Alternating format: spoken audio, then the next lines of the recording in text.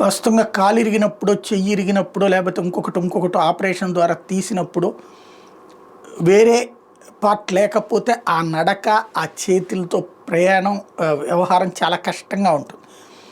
కృత్రిమ కాలు, కృత్రిమ చెయ్యి ఇట్లాంటివి కావాలంటే ఇవాళ రోజున వేల రూపాయల డబ్బులు.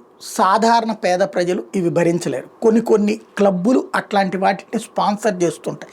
అయితే వీళ్ళు అలాగిస్తున్నారన్న సంగతి ప్రజలకు తెలియదు, అవసరమైన వాళ్ళకి తెలియదు. అవసరమైన వాళ్ళు అప్పో సొప్పో చేసి వెళ్ళి గుజరాత్కో లేకపోతే మహారాష్ట్రకు వెళ్ళి మరీ కొనుక్కుంటున్నటువంటి అనేకం ఉంటున్నాయి. ప్రస్తుతం కృష్ణా, గుంటూరు జిల్లాల దగ్గర ఉన్నటువంటి వాళ్ళకైతే పిడుగురాళ్ళ దగ్గర మే 11వ తారీఖున ఒక ఇది ఉంది. వాస్తవంగా ఇది వార్త కాదు, ఒక మంచి సమాచారం. ఆ సదరు అవసరమైనటువంటి వాళ్ళకి అక్కడ ఉన్న వాసవి అమ్మవారి దేవస్థాన కళ్యాణ మండపంలో పిడుగురాళ్ళ దగ్గర ఉన్నటువంటి జానపాడు రోడ్డులో ఈ శిబిరం ఏర్పాటు చేస్తున్నారు. ఆ శిబిరంలో కనీసం 200-300 మందికి కావాల్సినటువంటి అవయవాలకి సంబంధించినటువంటి ఇచ్చేందుకు సిద్ధంగా ఉన్నారు. ఎవరికైనా వాళ్ళకి ఎవరికి అవసరం ఉన్నా సరే ఆ సంబంధిత సమాచారాన్ని వినియోగించుకోవచ్చు.